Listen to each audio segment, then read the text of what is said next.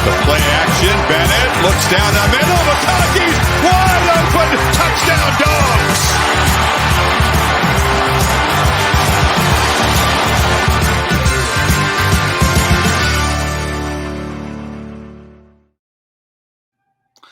And welcome into this YouTube video where we are going to talk about the Georgia Tech Yellow Jackets. But first, guys, I just want to give you a quick little channel update. Now, is anything going to change with this channel? No. The only thing that might change is the name or the brand. I might just change it to that up there, Bash's CFB show. You see this loudmouth CFB logo over here. Now, we might be keeping that logo. We still have a lot of discussion, but essentially, if you guys know what the podcast, which is pretty small, just like ours, a little bit bigger as far as viewership, but a little bit smaller as far as subscribers, we are working on a partnership with the podcast The Lowdown. So it's THA, The Lowdown Network. We are working with them to see if, we can have some sort of merger of sorts. So that way we can give you guys content about a bunch of different sports and not drop off what we are doing from a college football perspective. So that's just a quick update. If you see changes, don't worry. I'm not going anywhere. The plans are the same as far as my individual plans go. So make sure you guys like and subscribe. I am Colin Bashnigel at Bash_LSN is currently what my Twitch and TikTok is. Again, that might change. Just be ready for that change. But without any further, interruption or just going a little bit off the rails, we're going to be talking about the Georgia Tech Yellow Jackets here today. Now I'm going to just do this real quick so that way I can get that out of the way. So let's talk about the players leaving, starting with the transfers out. Now, I didn't see really any impactful guys going to the NFL, at least I don't recall. But as far as transfer portal, we know Jeff Sims, their quarterback from last year, is leaving for Nebraska. We already previewed Nebraska, but also UMass picked up Taysom Fomachon, the initial Clemson commit and signee, and played at Clemson for a little bit, went over to Georgia Tech, didn't get some run. Now he's going over to UMass. Running back Dylan McDuffie goes to Kansas, another team we previewed already, and then 3 wide receivers transfer. Nate McCollum going to North Carolina, Ryan King going to East Carolina, and Kalani Norris going to MTSU, Middle Tennessee State University, that is. 2 interior offensive linemen. R.J. Adams is going to Lackawanna College, and then Paula Vaipulo, I think I said that right. My writing is weird on that. Is going to North Texas. On the defensive side, they lost KJ Miles to Temple, the defensive lineman, and edge rusher Gray Carroll to Liberty, and another defensive lineman, Akeb Stone, going to Ole Miss. Also going to Ole Miss is cornerback Zamari Walton, and then safety Derek Allen is going out to North Carolina. Now, they brought in a healthy amount of transfers. So transfers in. Quarterback Haynes King, see if he wins that starting job. We'll talk about that in a second. Travion Cooley coming in from Louisville. Abdul Janay coming in from Duquesne. This dude is really, really good. Don't sleep on him. Christian Leary from Bama. Chase Lane from Texas A&M, and Dominic Blaylock from their arch rival Georgia. Also from Georgia, Brett Seether coming in at tight end. Jackson Long, a tight end from South Florida, also coming in. An interior offensive lineman, Jordan Brown from Charlotte, wraps up the offensive side of the transfer portal. Now, on the defensive side, you have Edinoza Rubin coming in from Clemson. He's a defensive lineman, along with defensive lineman Eddie Kelly coming in from USF. 3 linebackers coming in. Braylon Oliver coming in from Minnesota. Andre White Jr. coming in from Texas A&M. And then Austin Dean from Rutgers. Safety Justin Brown coming in from Michigan State. And cornerback Omar Daniels coming in from Kansas State. And actually, is that Michigan State or Mississippi State? I'm not checking right now. Maybe I can hear if he pops up. Justin Brown. Let me see here. We're not going to worry about it right now. He doesn't seem like, I didn't have him written down as an impact transfer anyway. So with that being said, we're going to talk about this current team. Now I'm kind of flying through this team a little bit. There wasn't too much to talk about. I mean, last year they finished 5-7, I believe they were. And, I didn't think they should have fired Jeff Collins. I thought they should have given him another year, because I thought he brought in a ton of talent and he was still trying to rebuild an entire culture. Now, Haynes King, is he going to be the starter? My guess is no. I think Zach Pyron, who's been in the system a little while with Brent Key as the head coach, I think he's going to get the start. Trey Cooley going to battle for a starting job with Dante Smith at running back. Jamie Felix is a kid, and Evan Dickens is also another kid that could potentially play a little bit, but I think Jamie Felix has a chance to absolutely break out here in 2023. At the tight end spot, Dylan Leonard, the senior, and Brett Seether from Georgia, like we talked about, he's a senior transfer. Those two guys should make a decent pair at tight end. Now, Malik Rutherford, I think he has a chance to also break out at wide receiver. He's one guy that stayed in the system, and I think he's got a chance to really complement these transfers. And you have Abdul Janae, Dominic Blaylock, and Christian Leary as maybe wide receivers 1 through 4 with those 4 guys that I just mentioned. Now, does Chase Lane make an impact? I don't really know if that's an impact transfer immediately for sure. But one thing I do know is this wide receiver core is definitely more talented than it was. I think Abdul Janae could make a huge difference. I also think Dominic Blaylock is a guy that has flashed in his career, and I'm excited to see what he could do.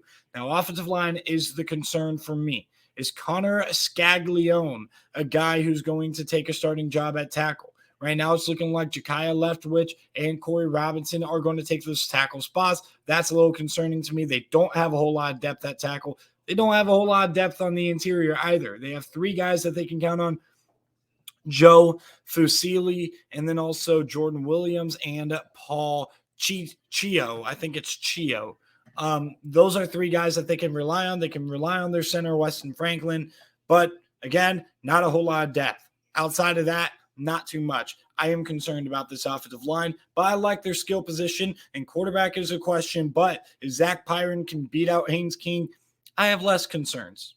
And you also have Zach Gibson, who might get thrown into that race, but I don't think he's really going to make an impact there. This defensive line also is not something that necessarily strikes me. Mekhi Scott is probably the big guy in the middle that's going to have a huge year. Noah Collins off the edge could also make a huge impact, but overall, I'm not loving what I see with this. Kyle Kennard, another edge rusher here. Eddie Kelly, Edinoza Rubin in the middle. Can he make some plays? Those Clemson transfer, I'm not sure. Now, I do think their linebacker core with this 4-2-5 system that they run is better. Braylon Oliver, Andre White, both of them could play and will probably start immediately, which helps for Tyson Miguez and Kyle Efford to be able to develop and sit a little bit, not having to be forced into the fire.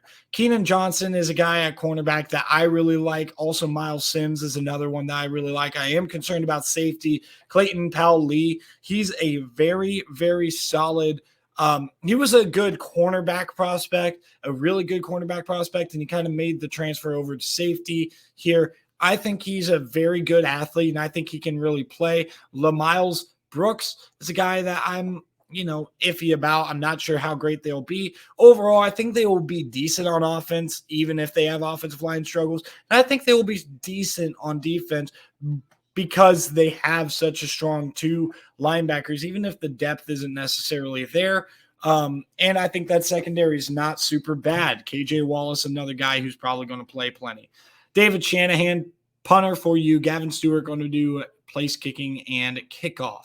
So, breakout players. I've mentioned all 4 of these guys, starting with quarterback Zach Pyron. I think Zach Pyron is going to start, and I think that's going to be big for Georgia Tech if he is better than Haynes King and can beat him out. Wide receiver Malik Rutherford, I think he needs to step up for this Georgia Tech team to make a jump in year 1, first full year for Brent Key as the head coach. Jamie Felix, true sophomore season. Time to take a jump, young fella. He was a pretty highly touted recruit coming out of high school, compared to the rest of the classes that Georgia Tech has brought in the last couple of years. And I think that he can really play. And then the DB, Clayton Powell-Lee, I think he has a chance to really show off his athletic traits in a lot of ways throughout the season. I'm curious to see how that all goes. So with that being said, let's talk about this prediction here. Now, the over-under win total is something I forgot to look up. So let me improvise here and look up college football over-unders, because we like to talk about it. I'm not going to put it up on the screen, though, just because I totally forgot. I was trying to rush to get this done. I have something on Smoker, and I just did 2 TikToks. Let's see here. Georgia Tech. All right, Georgia Tech. Their win total is sitting at 4.5. Okay, we'll talk about it. So they will start in Atlanta on Friday night, the opening Friday night against Louisville, and I think they lose that game to start off the year. I'm curious to see how this Louisville team is. I think they have some athletes for sure in the skill position, and I do trust that Jeff Brom knows what he's doing when it comes to distributing that ball to those athletes. He did a pretty good job at Purdue. I'm banking on it a little bit with Louisville. We'll talk about Louisville another time, but I think they beat Georgia Tech. And then Georgia Tech, I think, beats SC State. SC State has struggled for a very long time. I don't think this game's going to be close. We'll see if, there's maybe some struggles that happen here, but overall, I just don't see it with them. At Ole Miss, that's going to be a really tough one, and I have them losing that one. The defensive questions, specifically a pass rushing questions that I have, it compiles onto this because I think this Ole Miss offense is about to gear up from what they were last year. If worst case scenario is Spencer Sanders is your starting quarterback, that's a great worst case scenario for Lane Kiffin in this Ole Miss offense with Quinshon Judkins, and then bringing in a guy like Zachary Franklin in a transfer portal to add to that. I am concerned about what Ole Miss has lost on defense, but not against Georgia Tech. And at Wake Forest, I think they lose. A lot of people are going to think about Wake Forest as they're done because Sam Hartman's done. Keep in mind that under John Wolford, under Jamie Newman, this Dave Clawson team has been really, really good. And I don't think we should sleep through Wake Forest, and I think we need to respect them. I'm giving you another L here. I think this is a tough game, but I do think Bowling Green is going to take a slight step back off of last year's overperformance in a lot of ways that they had. I don't think they go and beat Georgia Tech in Bobby Dodd. At Miami, I think is also going to be a loss, 2-4 going into the bye week. Now, the good thing about having the bye week is, I think their schedule is a little bit more front-loaded, despite the fact that they get Clemson and Georgia in the back. I know that sounds kind of crazy, but you have Clemson and Georgia, but your 4 weakest ACC foes are in that back half of the year. Okay, so that's what I'm going to talk about in a second. I think Miami is still going to struggle a little bit, and I think this is going to be a close game, and I think we start to see Georgia Tech start to turn that corner with all that talent that I talked about, gelling together, the wide receivers really showing up, Janae being a guy that they can really count on at the wide receiver position, Jamie Felix taking it over. I almost said Jamie Foxx. Jamie Felix taking over at that running back spot. Malik Rutherford taking a huge jump at wide receiver. I think we start to see this, but I think Miami pulls it off in the end. Off the bye, I think they beat Boston College at home. I think that this game, might be after Jeff Hafley gets fired or not. We'll talk about Boston College. He's got the hottest seat probably in the entire ACC right now, though.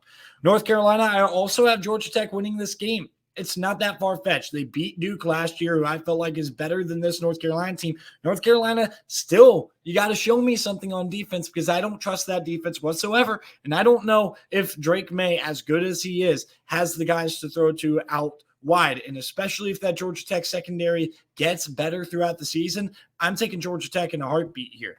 And I'm taking Georgia Tech to win at Virginia. I think that Virginia is just in shambles with what happened. It's tragedy.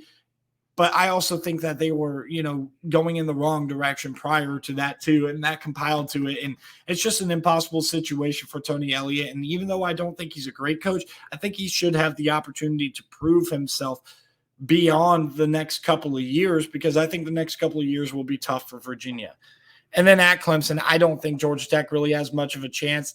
They gave a little bit of problems to Clemson last season, but this Clemson offense should be a lot better, and they should be peaking really at this point. So I don't see them going into Memorial Stadium in Death Valley Part 2, or the Death Valley Junior, I'm going to call it, in getting that W. But I do think you get bowl-eligible Georgia Tech with a win against Syracuse. I think Syracuse is also going to take a slight step back. Now, I still think they're going to be a decent team, but let's not forget how Syracuse finished the season last year. They were still decent last year, and they closed out as just a mess. They lost a bunch of key players, and they bring back Schrader. And a lot of people are going to talk about Garrett Schrader coming back for them at quarterback. That's not the end all be all. They lost a ton on both sides of the ball that we need to be sure that they're going to be able to replace. And then finally, Georgia. We know they don't really have much of a chance against the Georgia Bulldogs. It would be cute and fun if they did win that game. Oh, I forgot to change that. I am so dumb. So overall, I'm going to change that right now. Man, I just rushed this too much, didn't I? It's fine. You know, we still working. It's the 11th video of this series. And overall, Georgia Tech 6-6, 4-4 in conference. That is not something you should be unhappy about in Brent Key's first year. Again, I said at the beginning of the video, I don't think that Jeff Collins should have been fired the way that he was. I confused the UCF coach with the USF coach. My gosh, I'm all over the place this video. It's okay. I confused Jeff Collins with Jeff Scott. I don't think that they should have fired Mr. Jeff Collins, but I think Brent Key is still a pretty good coach. I think he was not as ready for the position, but guess what? The players rallied around Brent Key, and they were able to rally some bit at the end of the year last year, and I think they could do that again this year. You are one game above the threshold to make a bowl game if you're Georgia Tech at 6-6. I like the over. I don't love it, but I like it enough to maybe sprinkle a little bit on the over 4.5 wins for Georgia Tech. I gave myself basically 2-game cushion. So if I'm one game wrong, then I'm still good, right? If they go 5-7 instead of 6-6, I'm still good with that. And I think they could at least go 5-7 with this schedule for sure. Thank you guys for tuning in. Make sure you guys like and subscribe, and make sure you just keep your eye on the updates and stuff that we're going to have going on in Loudmouth and here on the channel. Next video I'm going to make, it might not be tonight with Missouri because of the fact that we have to talk about this stuff, but I will prepare Missouri tonight, and if I have time to do it tonight, I will. If not, you're going to get that probably tomorrow. If not Wednesday, I'm going to try to push out 2 videos on Wednesday, and hopefully I can talk to those guys tonight. But with that being said, thank you guys for tuning in. Have a great day.